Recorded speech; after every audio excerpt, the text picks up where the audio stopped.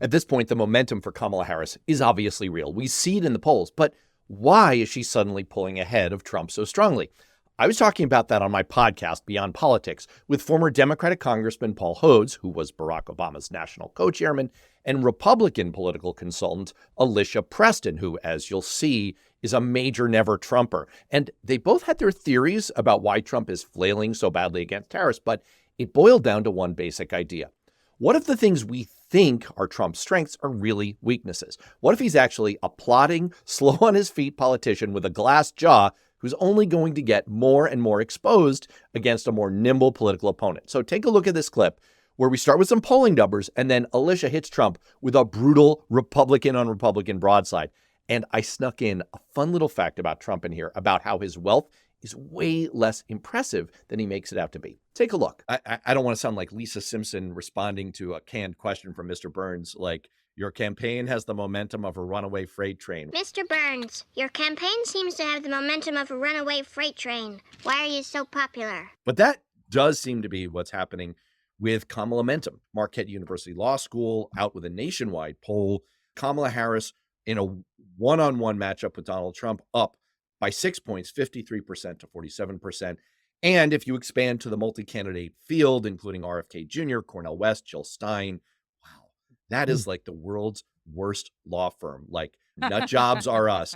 Kennedy, Stein, and West. Oh, and Libertarian Chase Oliver is in there. Whew, wow, what a can of mixed nuts. That's a great name, though. Chase Oliver. He should be a soccer player. Oh, that is a great name for a soccer player. Great name for Oh a my soccer gosh. player. Oh, it's also what the coach probably yells to his opposition, Chase Oliver. Among likely voters, it's an even bigger lead for Harris, 50%, Trump at 42%.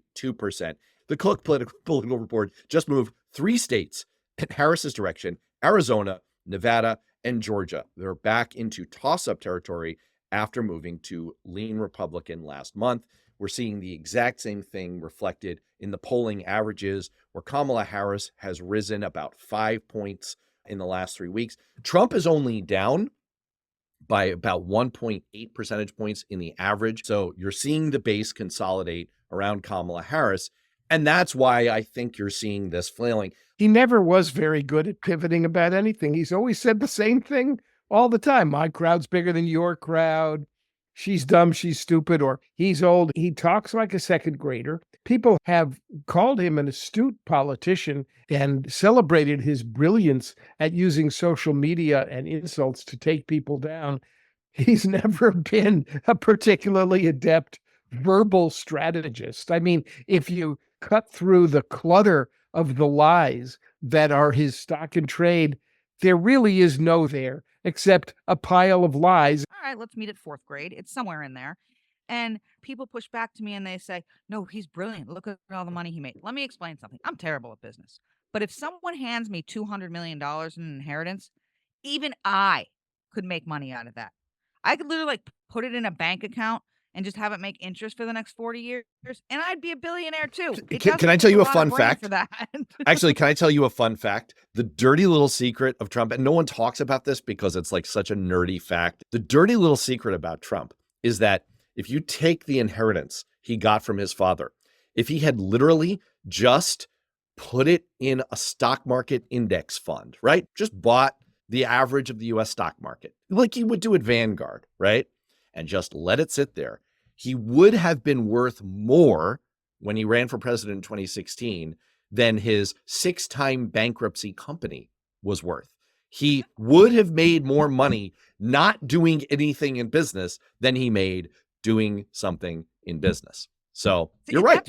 It drives me. He's brilliant. And if I ever hear self-made again, I'm going to poke my own self in the eyeball. Like, he's not self-made. He's not brilliant. He's a spoiled little rich kid that got a bunch of money from daddy and y'all fell for it. And then he became president. And now he wants to do it again. But now that he's not running against Hillary Clinton, potentially the worst Democratic candidate in the history of the United States, he's running against, well, we know who he is now. And he's running against someone that people don't know as well because she's new on the scene, relatively speaking. He's having a mental breakdown, right? He's also a 78-year-old. He's a megalomaniac and he's a narcissist. And you put all that together, and what you get is that fun little student council debate that he had with himself before the cameras yesterday.